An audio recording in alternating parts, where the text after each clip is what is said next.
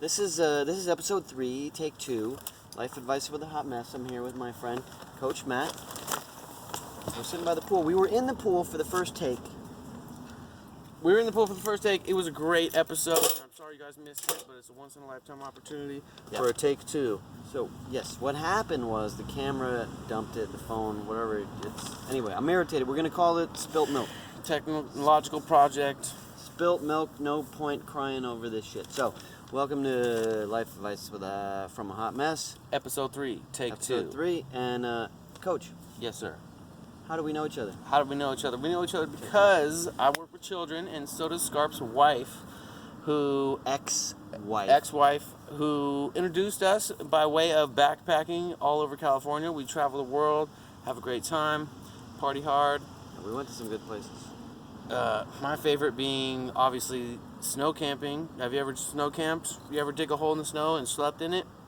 I did, but what happened was... I'm claustrophobic. You did claustrophobic, but didn't tell me. And when you dig a hole in the snow, it's really small because you want to stick together. And so anyway, Scarp got a new nickname. It's not Scarp, it's Scarpsicle. You can use that from now on. I spent the night on the mountain, and I didn't die.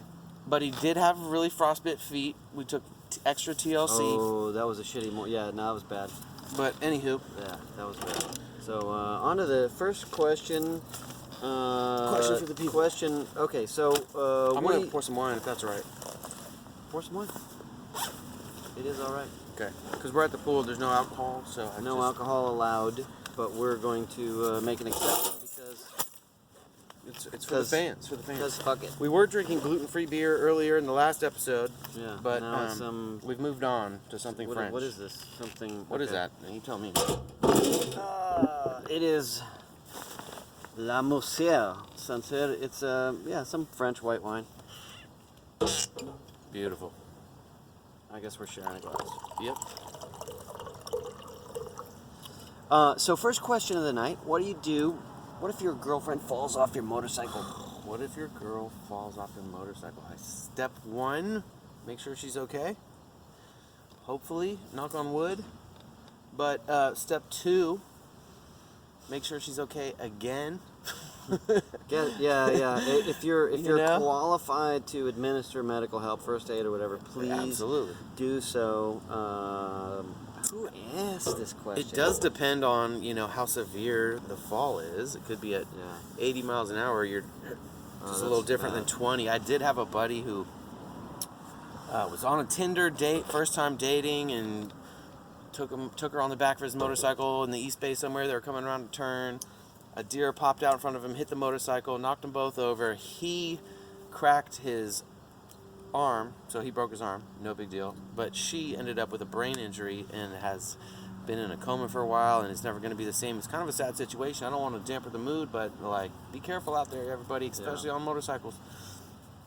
But don't let those tragic stories keep you from living your life. You gotta live.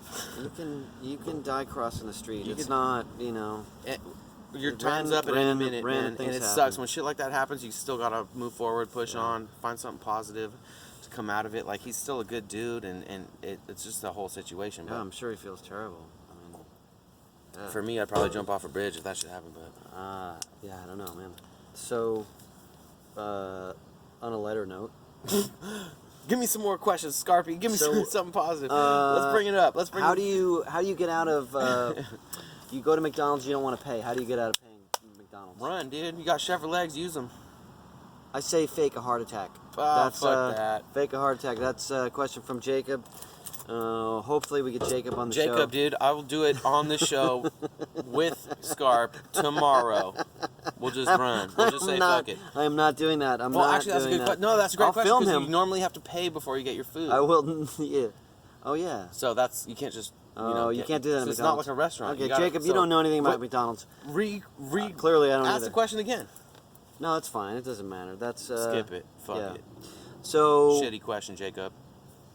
I agree. What do you? Get $5. What do you need in a sex dungeon? What do you need in a sex dungeon? What do you need in a sex dungeon? Well, a proper dungeon would have some chains. You can't let people leave, right? You were also No, probably have I'm some... sorry, you have to let people leave. It's Oh, got to oh. be consensual. Oh, I'm but chains sorry. are good. No, they have to. It depends what kind of sex dungeon you're into, sorry, because... There has to be the illusion that you don't have consent, but you actually have to have consent. Okay. Yeah. Oh, because I'm about to get a little rapey, and it was leather that's swing. probably not appropriate for the show. Leather swing. No, but you know, if somebody agrees to be, You know, I was into this girl pretending for a to be little while. We had a little non-consensual. relationship where she was into ropes and getting tied up, which is cool. So if you can learn how to tie some ropes, do it right. tie some knots. I say a leather swing. Leather, sex swing. Yeah, way fun. Whips, way chains, fun. of course, all the Yeah. basic shit. No, that's a good one. Who needs a sex dungeon when you got a pool? Okay, let's not that question. Hopefully you guys are gonna edit this shit, dude. Oh no, there's no editing. No editing. Okay, so no, Alright, here's fire a it good off. one. Here's a good one. No, because this question was entered legitimately from Jesse, who's had a birthday yesterday, and might be the next guest later tonight, which will air in another week. Shout out to Jesse. Jesse, how do you fry bacon? It always gets too burnt and shriveled for me. That's what it says. Well, first you type that question into Google and learn how to fire bacon, because all you need to do is turn it on low and slow and get yourself some thick cut bacon, preferably from Costco. Little Applewood smoked bacon, they make the best bacon. And you let it sit. You put just a splash of olive oil on top of the frying pan, and then you let it sit. Once it starts browning, then you flip her over, give her some love. I and agree with let it cook. I agree with the low heat, and I say you put a bacon press on it, and that'll keep it from shriveling up. I don't do the bacon press because that's one more thing you gotta clean, dude. But what you can do if you want to get fancy, like I was mentioning in episode 2, episode 3, tape 1, what you can do is take a little bacon We were sheet. in the pool.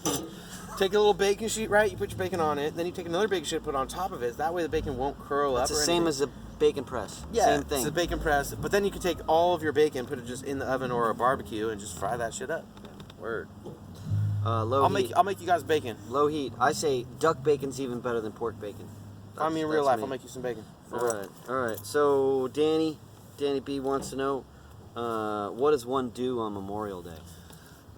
You give a little to the troops, and then you enjoy yourself some freedom, because that's what they died for. And that can mean whatever you want it to mean, because freedom is subjective. It can mean you want to go out shopping on Memorial Day sales and go to Nordstrom's and buy yourself some new socks. That's fine. But I prefer to cook a little barbecue, light out some fireworks, maybe piss some people off, have a couple beers. America, baby. I say take a little time to think about those who died fighting for a cause that you might not believe in, but they believed in, and that's very important. And the American way of life is the way it is because of those people's sacrifices. So we can't complain sitting at the pool drinking wine. Yeah, I mean a lot of that is debatable, but you remember those people. That's really, to me, that's very sacred. Yeah. Very sacred. Especially the British. What?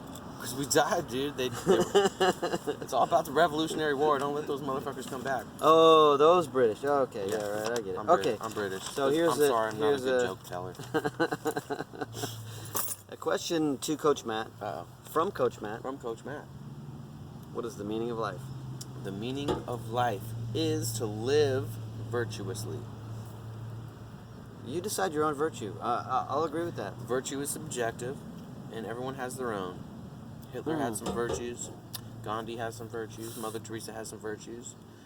But you gotta find your own virtues and live by those and strive towards excellence the best way that you can. I'm going to edit my agreement. I'm going to say that it's not the meaning of life, but it should be a goal of life to live according to your own virtues. Yeah. Now, that's a subtle difference. We're here. We're here in the pool doing take 2 for Scarp's interview with Hot Messes, right? And so life advice from a hot mess. now we're doing it take 2, And- and why are we here doing this? Is it because we're trying to get famous? No, I think it's because we're friends. And if a friend comes to you asking for help and wants something to do, then you help them out and you try to help make the world a little bit better place and help out when you can, and find virtues that you resent with and subscribe to, like Scarp's YouTube channel. You can subscribe if you want. I don't really care. I But haven't yet. no, but I appreciate the shout out. Subscribe, like if you want. But it's not important to me. What's important to me is So because spending. you don't value subscriptions, you value. I value the time I'm spending with you. So that's why I'm here. Because I didn't see Matt for a long time. It's been how long's it been, dude?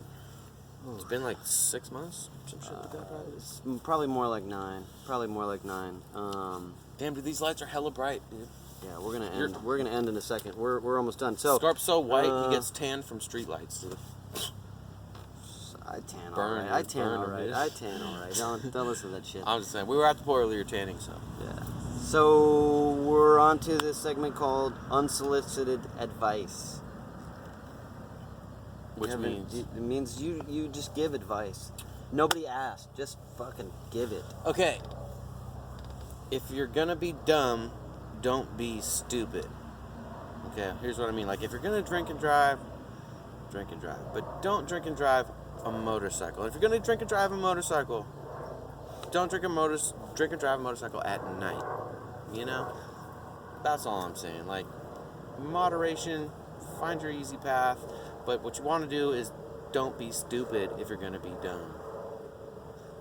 I just flipped it because I'm dumb and stupid, and I'm a hypocrite. Yeah, me too. I would give the same advice, but I've done everything that I've advised people not to do. So.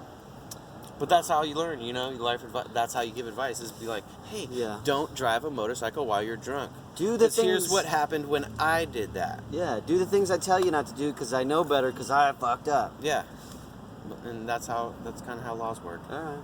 So we're gonna do a question from Kim, which is how many pairs of underwear do you bring on a 2-week international trip? You can do laundry.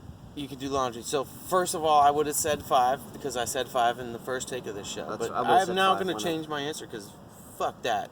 You know, go balls out. Just go with 1 and make it happen. Wash them yourself. Buy some more.